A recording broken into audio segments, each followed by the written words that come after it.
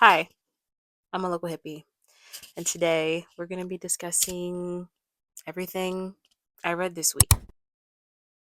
So, as far as everything I read this week, you know what? Let me get into what I didn't read. You know what I didn't read? Oblomov.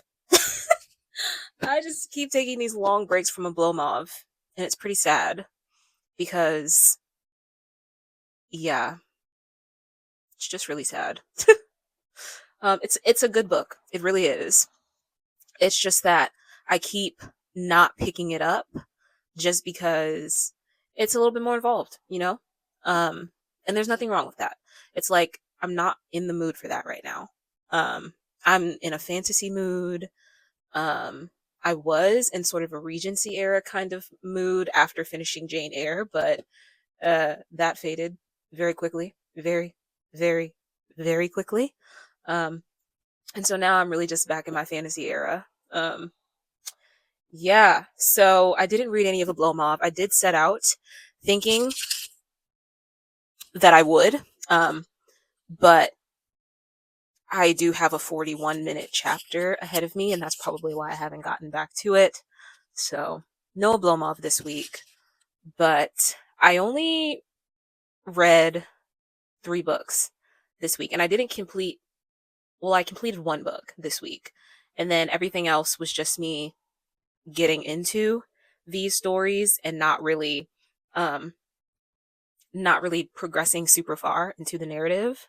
So let me grab the books that I read this week so we can jump into the actual progress, the actual literary progress that I made this week. Okay, so we've got the books. So before we get into what I read this week, let's get into some of the book mail I got. I got this book mail yesterday.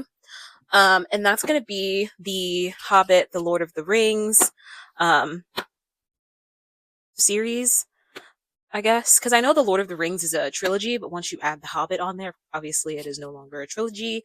But so I got the Hobbit and the Lord of the Rings trilogy in a box set. This was only $17, so I just picked it up because I'm reading The Fellowship of the Ring and I just finished The Hobbit. So let's get in here and open it up. Ta-da!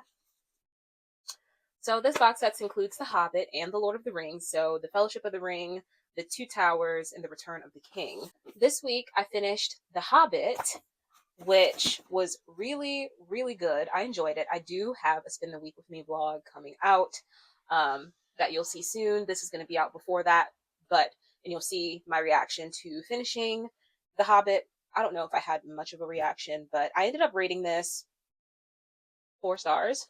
Really good, really immersive. The writing was easy to follow, but also beautiful. It was written really well, and I love the lore of The Hobbit and of the Lord of the Rings universe. So I really, really, really enjoyed this book. I don't know if I'm going to put up a review on it. Maybe, possibly, presumably. I don't know. But that's that. This is the one book that I finished this week, The Hobbit by Mr. J.R.R. Tolkien. And then I got into the Fellowship of the Ring, met Mr. Frodo Baggins. And I don't know. I couldn't tell you how I'm feeling right now. I'm only about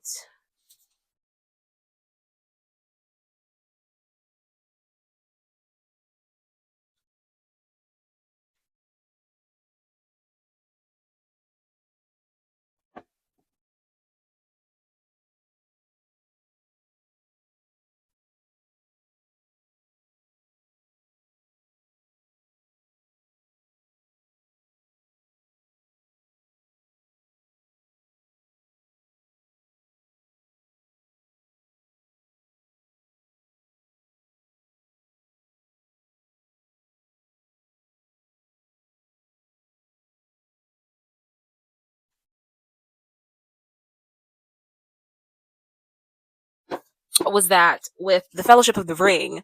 I haven't gotten that far. I've only gotten about 100 pages in. The journey for Frodo Baggins is just beginning.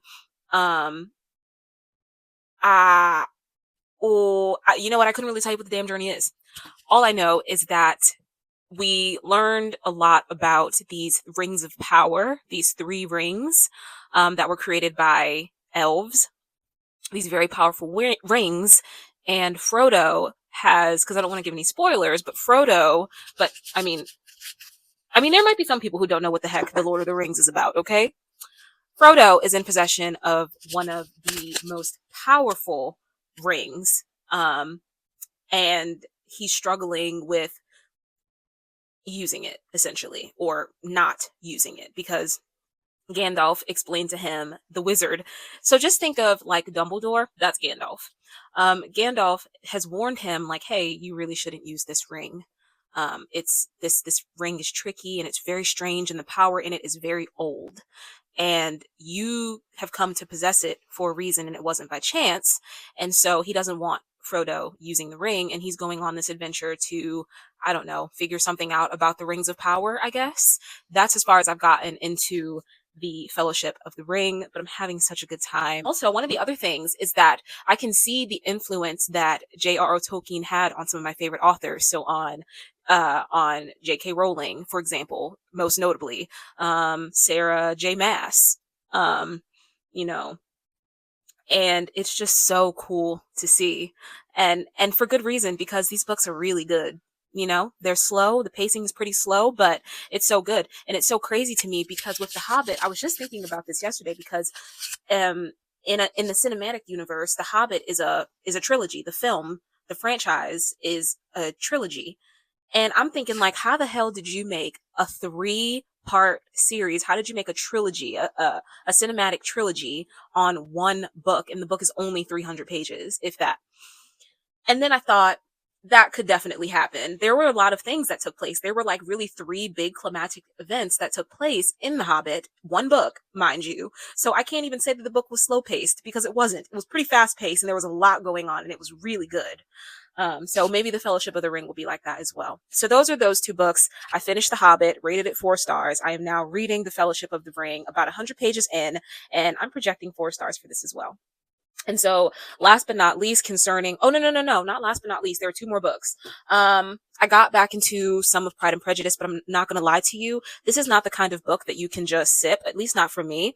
I need to be able to listen to it chunks at a time to kind of grasp what's going on, because this is a Regency era kind of book, and there's a lot going on. There are a lot of characters and goals that people have, agendas that people have, that I need to keep track of. And so I only read about 2 to 3 chapters of Pride and Prejudice this week. I will get back to this book.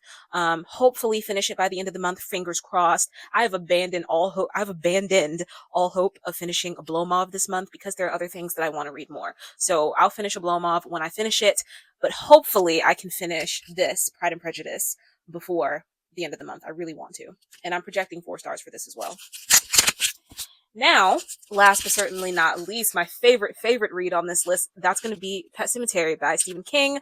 I've read about 10 chapters of this throughout the week, had so much fun with it. I love this book. This has to be, I don't know, maybe somewhere approaching the 10th time I've read this novel, and for good reason. Everything that I love, this novel has.